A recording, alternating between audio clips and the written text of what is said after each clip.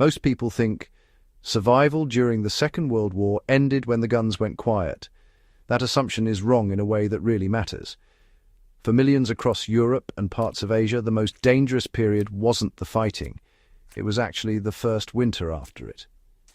Infrastructure was shattered, fuel systems had collapsed, transportation barely functioned, and food distribution had just disintegrated into fragments. Entire populations entered winter not as civilians returning to normal life, but as, improvised survivalists without training, equipment, or any certainty. What they developed in response were practical survival methods shaped not by theory, but by necessity under extreme scarcity. If you value careful historical analysis of how ordinary people endured extraordinary collapse, subscribe to the Survival Record because, honestly, the lessons from that winter remain quietly embedded in modern survival thinking. What follows are not battlefield stories. They are the techniques that allowed people to live through systemic failure. Techniques built in ruined cities, frozen villages, and displaced communities where planning horizons rarely extended beyond the next snowfall. Survival began with the understanding that nothing manufactured could be treated as disposable anymore. The post-war winter forced a radical shift in how people defined waste. Industrial production had stopped or slowed drastically across much of Europe. Even where factories still existed, distribution networks were unreliable. The result was a culture of total material recovery. Clothing was dismantled and rebuilt into layered garments. Furniture became fuel. Window frames were converted into insulation barriers. Metal fragments were reshaped into cooking tools, hinges, and repair brackets. This wasn't just simple thrift. It was a systemic reclassification of all physical objects as stored energy. A broken chair represented heat potential. A torn coat represented insulation potential. Even paper waste became controlled fuel for short, high-efficiency burns. Modern survival manuals often emphasize scavenging, but post-war populations demonstrated something more structured: continuous material reassessment. Every object was evaluated again and again for its highest survival value as conditions changed. Warmth depended less on heavy clothing and more on intelligent layering built from, mismatched materials. Uniform winter clothing simply didn't exist for many survivors. Instead, people constructed thermal systems from whatever textiles were available. Linen, wool scraps, burlap, even repurposed upholstery fabric. The key discovery, reinforced through experience, was that trapped air mattered more than fabric type alone. Multiple thin layers, often irregular, poorly fitted and visibly patched, outperformed single heavy garments when layered to create air pockets. Improvised stitching techniques prioritized sealing gaps rather than, aesthetic repair. Sleeves were narrowed to reduce air exchange. Neck and waist closures were reinforced with cords, belts, or strips of cloth. These adaptations mirror what modern cold-weather survival training emphasizes. Thermal efficiency comes from air management, not simply insulation thickness. That understanding emerged not from laboratory testing, but from winter survival in cities without heating fuel. People survived freezing homes by turning buildings into shared heat ecosystems rather than private shelters. One of the most important behavioral adaptations was communal heat concentration. Instead of heating entire apartments or houses, which became, frankly, impossible with limited fuel, families consolidated into single rooms. Often, multiple families consolidated into one space. Interior doors were sealed with fabric barriers. Windows were layered with paper, blankets, or salvaged boards. Heat sources were centralized and monitored continuously. Even body heat became part of environmental planning, with sleeping arrangements structured to reduce heat loss through shared proximity. This shift fundamentally changed the concept of shelter. Buildings were no longer living spaces divided by ownership. They became thermal containers managed collectively. The lesson was simple but, pretty profound. Survival improves when energy loss is treated as a shared problem.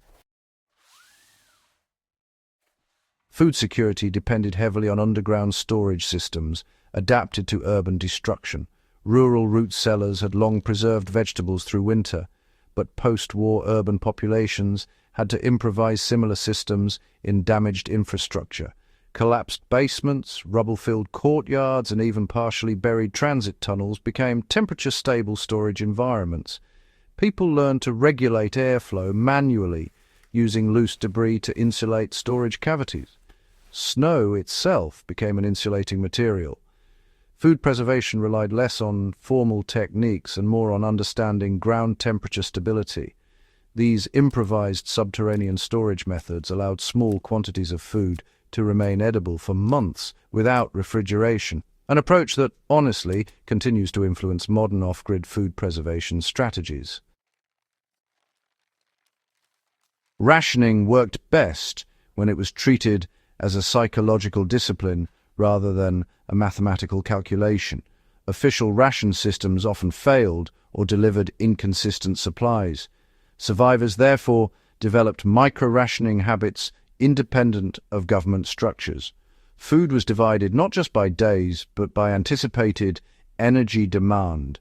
Heavy labor days received slightly larger portions, while periods of inactivity were deliberately paired with minimal intake. Some communities institutionalized controlled undereating to extend supply buffers against distribution uncertainty. Perhaps most importantly, rationing became ritualized. Fixed meal times, structured preparation routines, and visible portioning systems reduced impulsive consumption. This behavioral discipline often mattered more than total calorie availability. Modern survival planning frequently focuses on stockpiling, but post-war survivors demonstrated that consumption control can be equally decisive. Fuel shortages forced rapid innovation in low-intensity, high-efficiency heating.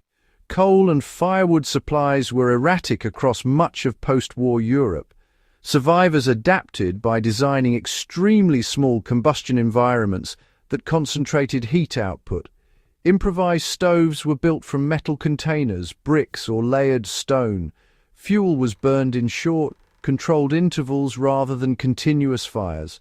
Cooking and heating were combined whenever possible to avoid energy waste. Even damp or poor quality fuel could produce usable heat when burned in tightly enclosed chambers that maximized radiant output. These principles, fuel density, containment, and burn efficiency, form the basis of many modern emergency heating designs. Clean water required constant management because infrastructure failure rarely looked dramatic at first. Water systems often functioned intermittently after the war, creating a false sense of security. Survivors learned to treat every supply as potentially contaminated. Boiling became routine whenever fuel allowed. When it did not, sediment settling and cloth filtration were widely practiced. Snow collection became a major water source, but it required careful melting methods to avoid wasting heat energy. Containers were insulated to slow freezing and reduce repeated reheating cycles. The critical lesson was procedural consistency. Water safety depended less on equipment than on habitual treatment practices applied every time.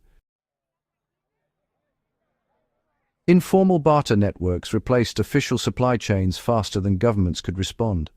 Currency instability and supply breakdown pushed communities toward decentralized exchange systems. Goods with immediate survival value, fuel fragments, preserved food, repair tools, textiles, circulated through informal agreements built on reputation rather than regulation. These networks operated quietly but efficiently. Trust became a survival resource. Individuals known for reliability gained consistent access to scarce materials, while those who violated exchange norms quickly found themselves excluded. Modern resilience planning often emphasizes individual preparedness, but post-war survival demonstrates the power of cooperative economic behavior under collapse conditions. Psychological endurance was maintained through structured daily routines, even when survival was uncertain. Perhaps the most overlooked survival technique was behavioral stability. Survivors who imposed routine, fixed waking times, cleaning rituals, scheduled tasks, maintained higher functional resilience through prolonged hardship. Routine provided predictability when external systems failed. It reduced cognitive fatigue and preserved decision-making capacity. Even symbolic acts, repairing damaged objects, organizing limited supplies, maintaining personal hygiene, reinforced a sense of agency. This psychological structuring of daily life remains one of the most consistently documented factors in long-term survival under extreme stress. The first winter after the Second World War revealed something rarely discussed in military history. Survival does not end when conflict stops. It shifts from organized violence to systemic absence of heat, supply, infrastructure, and certainty. The people who endured that winter did not rely on specialized equipment or formal training. They relied on adaptive thinking, disciplined consumption, communal cooperation, and relentless material awareness. These methods still work because they are not tied to a specific war. They are responses to structural collapse itself. Remembering these experiences matters because they reveal the difference between surviving an event and surviving its aftermath. History often records the battles. Survival history records what came after, when endurance became quiet, continuous, and deeply practical. If you value careful, in-depth exploration of the overlooked mechanics of survival in history, subscribe to the Survival Record and share this video with others who appreciate serious historical analysis.